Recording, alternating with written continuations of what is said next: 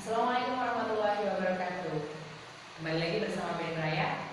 Oke, di video kali ini kita akan membahas tugas yang sudah diberikan ya, yaitu menerjemahkan frase ke dalam bahasa Inggris. Ingat, tugas kita adalah menerjemahkan frase ke dalam bahasa Inggris. Artinya jangan sampai ada kata kerja, karena ketika ada kata kerja berarti dia akan membentuk kalimat. Ada kata kerja, ada subjek, itu namanya kalimat. Tugas kita adalah mentranslate, menerjemahkan frase. Jadi tetaplah buat kalimat-kalimat yang ditugaskan itu dalam bentuk frase dalam bahasa Inggris. Langsung saja kita lihat nomor 1. Banyak kata-kata yang baik dalam pidatonya. Ketika kita ingin menerjemahkan bahasa Indonesia ke dalam bahasa Inggris, terutama frase, maka analisa dulu apakah ada preposisi atau tidak. Kita lihat banyak kata-kata yang baik dalam pidatonya.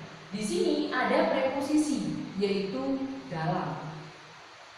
Ketika teman-teman menemukan preposisi, maka analisa terpisah kata-kata yang terletak sebelum preposisi dan sesudah preposisi. Cara menganalisanya adalah dari belakang dulu saja biar lebih gampang. Preposisi, ingat preposisi itu selalu membutuhkan object of preposisi. Maka pidatonya adalah object of preposisi. Di dalam object of preposisi terdapat dua kata, ada pidato dan nya. Pidato dan nya. Pidato dan nya, headnya adalah pidato. Pidato yang mana? Pidatonya. Berarti nya adalah modifier. Pidato itu berkelas kata noun dan nya apapun yang menjelaskan noun dia adalah adjektif. Makanya adalah adjektif. Ada noun ditambah adjektif, dia akan membentuk frase. Iya, non phrase. Sudah kita pelajari ya. Non phrase. Non phrase di sini ketemu dengan preposisi. Ketika ada preposisi ditambah dengan non phrase, maka preposisinya akan menjadi head dan non phrase akan menjadi modifier. Ketika dirangkai dalam pidatonya ini, karena headnya preposisi, maka dia akan membentuk prepositional phrase. Oke, lanjut. Banyak kata-kata yang baik dalam pidatonya. Head utamanya yang mana? Head utamanya adalah kata-kata. Ini adalah head utamanya. Kata-katanya ada berapa? Ada banyak. Berarti ini adalah modifier. Kata-kata yang bagaimana? Kata-kata yang baik. Berarti ini juga modifier. Di dalam rumus non phrase yang lengkap, kita sudah mengetahui bahwa banyak itu masuk modifier yang menunjukkan kuantitatif atau jumlah. Dia masuk M2. Sambil dilihat catatannya juga boleh ya. Dia masuk M2. Sedangkan baik dia termasuk epitet, adjektif murni yang tidak ada tambahan apapun. Artinya dia masuk M5. Ketika diterjemahkan, ingat kalau ada M1 sampai M6 dia adalah pre-modifier. Berarti letaknya adalah sebelum headnya. Headnya adalah noun ya. Kemudian prepositional phrase adalah post modifier. Artinya dia harus terletak setelah headnya. Ketika dianalisa ada M2 head kemudian M5, ada prepositional phrase. Di sini juga modifier ya, karena dia menjelaskan kata-kata. Apa yang ada di dalam pidatonya? Kata-kata yang baik, kayak gitu ya. Kalau headnya berupa noun, berarti frase ini adalah frase noun atau dalam bahasa Inggris disebut noun phrase. Kita terjemahkan. M2 head, M5 dan prepositional phrase duluan M2. Berarti jadinya adalah many atau boleh a lot of. Many M2 kemudian diikuti M5 ya. Many good. Kalau baiknya itu adalah kata-kata yang bijak, berarti teman-teman bisa bilang dengan many wise words. Kemudian baru prepositionnya. In his speech. Seperti itu. Jangan dikasih tanda titik ya, karena bukan kalimat. Ingat yang ada tanda titiknya adalah sentence. Dan ini bukan sentence, tapi frase. Seperti itu ya. Kita Kita lanjutkan yang nomor 2. Beberapa tugas yang cukup mudah dalam buku ini. Ingat, ketika kita mau menerjemahkan kalimat seperti ini, analisa mana head utamanya. Head utamanya adalah tugas ya. Kemudian analisa apakah ada preposition atau tidak. Kita lihat, ada preposition atau tidak? Ada ya, yaitu dalam. Ketika ada preposition, tadi sudah saya sampaikan, analisa terpisah antara sebelum preposisi dan sesudah preposisi. Buku ini karena dia terletak setelah preposition, preposition kan butuh object of preposition ya. Berarti buku ini adalah object of preposition dari dalam, ya, dari preposisi dalam. Buku ini ada dua kata, buku dan ini. Headnya adalah buku. Buku yang mana? Buku yang ini. Berarti ini modifier. Buku berkelas kata noun. Ini apapun yang menjelaskan noun dia berkelas kata adjektif. Berarti dia adjektif. Atau kalau kita analisa dengan pola M1 sampai M6, dia masuk M1 yang demonstratif adjektif dari this those. Dia masuk this, itu M1. Mau ditulis M doang boleh, mau ditulis M1 juga boleh. Kenapa di sini saya tulis M doang tadi? Karena cuma satu-satunya. Kalau M-nya banyak baru dikasih 1, 2, 3, 4, 5 dan seterusnya. Ya. Oke. Kalau ada preposition ditambah object of preposition, headnya adalah object of preposition. Headnya adalah preposition. Object of prepositionnya adalah modifier berupa noun phrase karena headnya noun. Dari sini ke sini, karena headnya berupa preposition, maka dia disebut rangkaian prepositional phrase. Prepositional phrase, head utamanya adalah tugas. Saya luruskan ya biar enak. Head utamanya adalah tugas, dia berkelas kata noun. Ada berapa banyak tugasnya? Ada beberapa, berarti ini modifier. Beberapa termasuk kuantitatif, berarti dia masuk M2. Sama juga banyak ya. Kemudian ada cukup mudah. Cukup mudah. Ada dua kata, cukup mudah. Cukup ini tidak menjelaskan tugas ya, tapi menjelaskan mudah. Artinya mereka satu paket, cukup mudah. Headnya adalah mudah. Seberapa mudah? Cukup mudah. Berarti ini adalah modifier. Karena mudah adalah adjektif dan cukup ini karena dia menjelaskan adjektif berarti dia adalah adverb. Adverb ditambah adjektif, headnya adjektif berarti dia adjective phrase. Dia adalah modifier yang keempat. Betul sekali. Ada modifier, ada head, ada prepositional phrase berfungsi sebagai post modifier ya. Ingat kalau preposisi itu letaknya di belakang head. Nah, head utamanya yang tugas ya. Karena headnya adalah noun, maka frase ini disebut noun phrase. Ketika ditranslate, yang harus diurutkan M2 dan M4 duluan M2. Jadinya adalah some atau several. M4. Ingat kalau pakai cukup harus dibalik ya. Some easy enough tugas.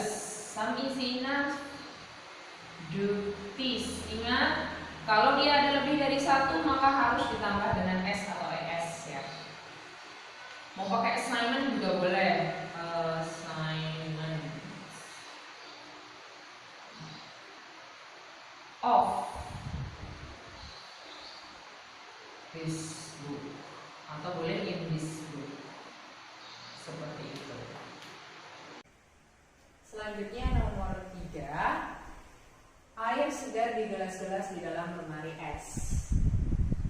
Di sini head utamanya atau adalah inti yang kita bicarakan adalah air. Nah, sebelum kita menerjemahkan semuanya, hal yang pertama harus kita cari adalah apakah ada preposisi atau tidak. Jika ada preposisi, maka tandai preposisinya. Kita lihat, ada preposisi? Ada ya? Ada di dan di dalam. Ada dua preposisi.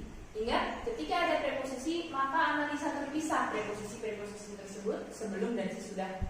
Ya, maksud saya adalah kata-kata sebelum dan sesudah preposisi kita analisa terpisah. Ada di dalam preposisi. Ingat, preposisi itu membutuhkan objek of preposisi. Objek of preposisi dari di dalam adalah lemari S. Lemari S itu berkelas kata noun. Preposisi di sini berfungsi sebagai head dan noun di sini berfungsi sebagai modifier. Di dalam mana? Di dalam lemari S. Dari sini ke sini namanya adalah prepositional phrase. Prepositional phrase. Sebelum prepositional phrase ada kata gelas-gelas, noun. Di dalam pola noun phrase ketika ada noun dan preposisi, kalau nounnya duluan di sini dia akan berfungsi sebagai head. Kemudian prepositional phrase-nya sebagai post modifier. Dari sini ke sini, gelas-gelas di dalam lemari S dia akan membentuk noun phrase. Kenapa? Karena dia head-nya adalah noun.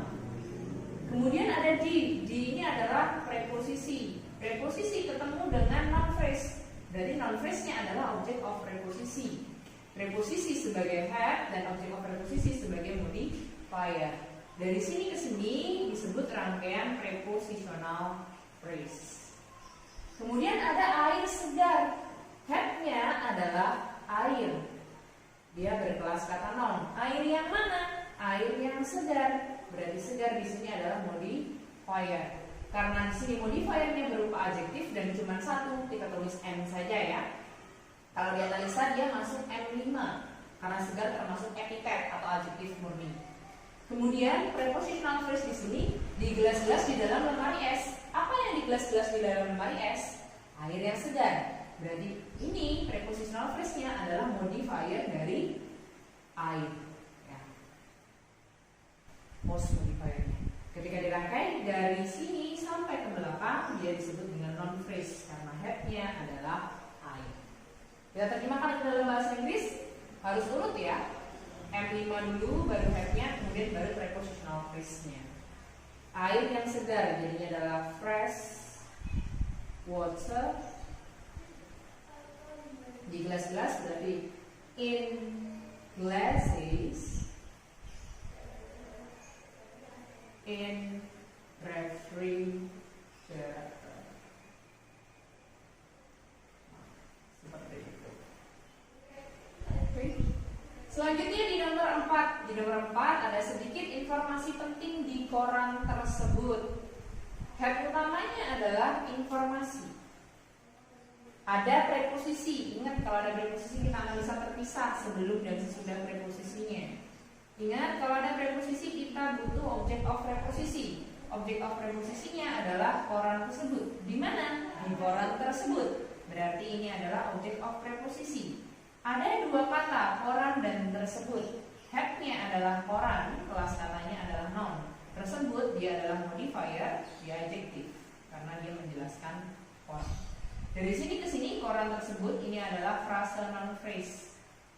Kalau ada preposisi, ada objek of preposisi, berarti head-nya adalah preposisi, modifiernya adalah objek of preposisi. Karena head-nya preposisi, maka disebut rangkaian prepositional phrase. Ke depan, sedikit informasi yang penting. Head utamanya adalah informasi, karena dia berkelas kata noun, berarti modifiernya adalah sedikit.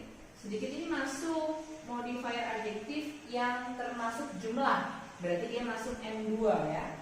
Kemudian penting masuk M5 epitet.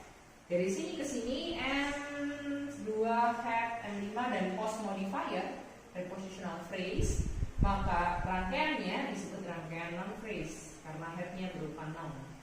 Jadi ketika diterjemahkan jadinya adalah little. Di materi noun sudah kita bahas sedikit di lembaran itu ada little dan ada few. Kalau little itu digunakan untuk kata benda yang uncountable seperti informasi, itu masuk uncountable noun yang tidak bisa dihitung. Tapi kalau few itu untuk yang dia sedikit tapi bisa dihitung.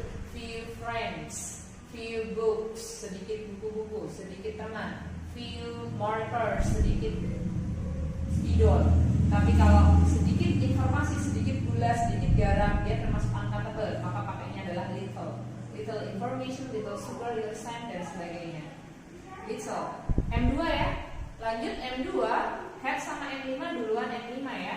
Berarti little important. informasi jadinya information di koran tersebut.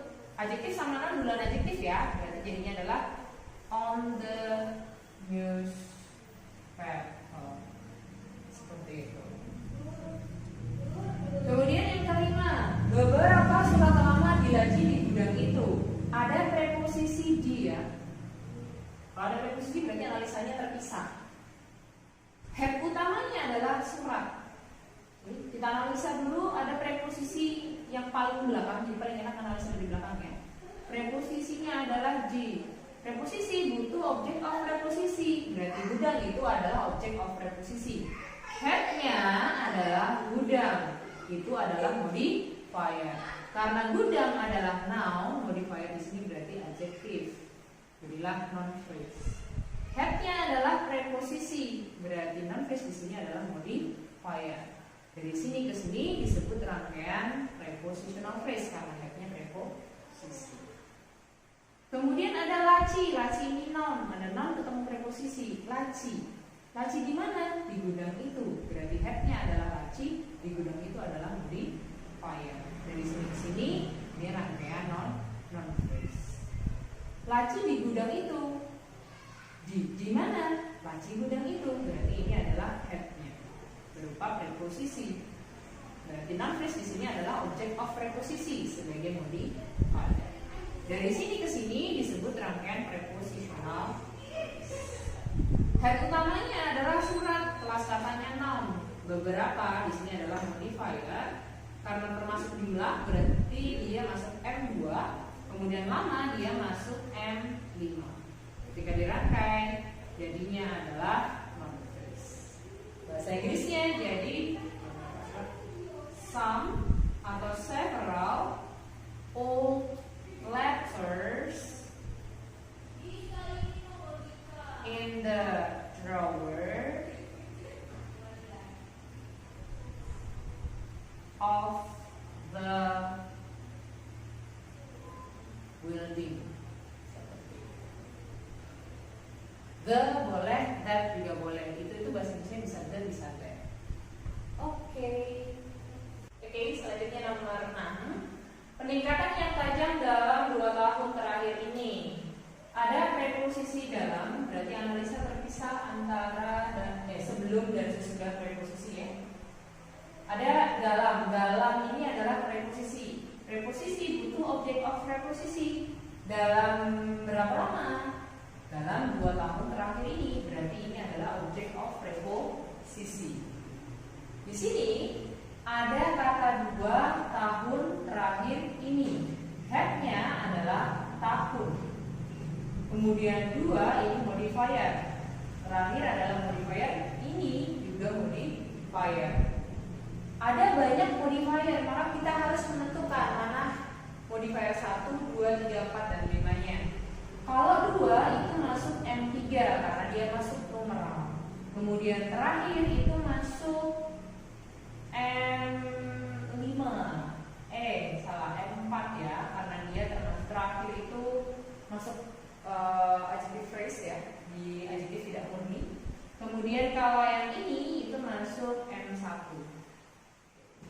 Ada preposisi ditambah objek of preposisi. Objek of preposisinya karena headnya berupa noun maka dia menjadi noun phrase.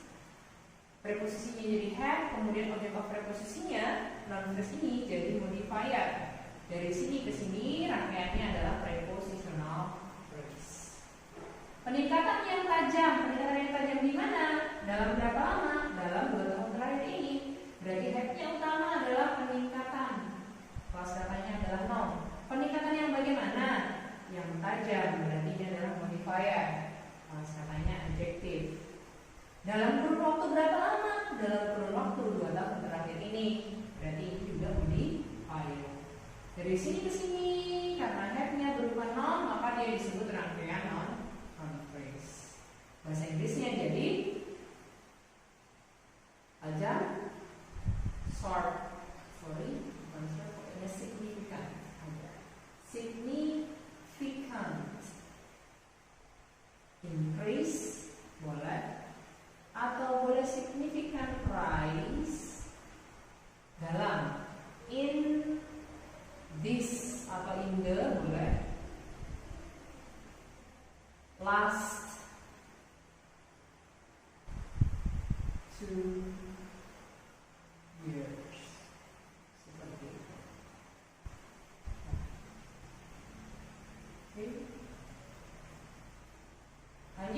nomor 7. Oke, pemberlakuan peraturan lalu lintas di pulau terpencil ini. Ada preposisi di mana di pulau terpencil ini. Bahasa Inggrisnya di sini dia jadi object of preposisi ya. Langsung saja headnya adalah di, kemudian modifiernya di pulau terpencil ini. Pulaunya head, ini modifier M5, ini M1. Dari sini ke sini dia jadi prepositional phrase. Kalau yang di sini ya, pulau terpencil ini adalah noun phrase ya. Preposisi ketemu object of preposisi, preposisinya jadi head, object of preposisinya berupa noun phrase jadi modifier, makanya jadi prepositional phrase. Sorry, saya terlalu cepat ya. Kemudian head utamanya adalah pemberlakuan. Pemberlakuan apa? Peraturan. Peraturan apa? Lalu lintas. Karena ini berupa noun, berarti masuk M6. Ini juga masuk M6. Kalau ada M6 banyak, maka urutannya adalah menerjemahkannya dari yang terdekat. Pemberlakuan peraturannya. Jadi ketika mau menerjemahkan, jadinya adalah pemberlakuan kan headnya. Kemudian yang paling dekat kan peraturan. Berarti nanti peraturan harus didekatkan dengan pemberlakuan. Lalu lintas harus didekatkan dengan peraturan. Jadi urutannya adalah nanti mundur, lalu lintas, peraturan, pemberlakuan. Maka headnya harus paling belakang ya sebelum preposisi. Jadinya adalah lalu lintas dulu, traffic. Baru ke sini, jadi mundur ya ke sini, baru ke sini. Traffic regulation, pemberlakuan, implementation,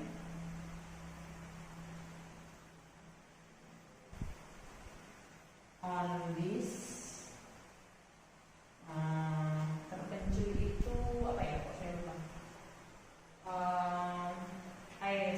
Itu apa ya, terpencil itu terpencil remote, remote island.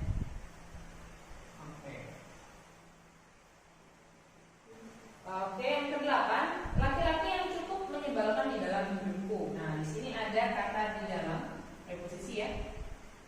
Berarti ini adalah object of preposisi. Ada hidupku, ini ada head, ada modifier. Karena headnya berupa noun, berarti ku adalah adjektif. Adjektif ditambah noun, rangkaian noun phrase. Preposisi sebagai head, kemudian noun phrase di sini sebagai modifier, jadilah rangkaian prepositional phrase. Kemudian ada laki-laki yang cukup menyebalkan. Head utamanya adalah laki-laki, kelas katanya noun. Laki-laki yang mana? Yang cukup menyebalkan, berarti itu modifier. Karena dia terdiri dari dua kata, ada adjektif dan adverb.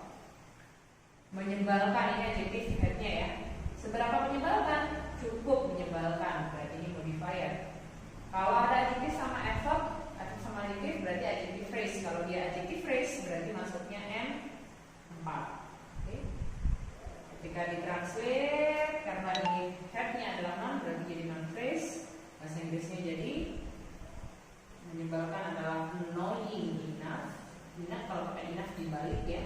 Annoying enough. Ditanya tadi. Annoying enough man in my life. Seperti itu. Selanjutnya di nomor 9, setiap mata kuliah yang sulit di jurusanku. Di sini ada preposisi di. Ketika ada preposisi, maka dia akan diikuti objek of preposisi. Di mana? Di jurusanku. Berarti ini adalah objek of preposisi. Ada jurusanku. Jurusan adalah head. Jurusan siapa? Jurusan saya. Jurusanku. Berarti ini modifier. Karena headnya berupa noun, maka ku di sini adalah adjektif. Adjektif ditambah noun jadilah rangkaian noun phrase. Preposisi di sini jadi head, objek of preposisinya jadi modifier. Dari sini ke sini jadi frase prepositional phrase. Kemudian ada setiap mata kuliah yang sulit. Head utamanya adalah mata kuliah. Mata kuliah yang mana? Yang sulit. Berarti ini modifier. Mata kuliah yang sulit di mana? Di jurusanku. Berarti di jurusanku juga modifier. Ada berapa banyak? Setiap mata kuliah. Berarti juga modifier.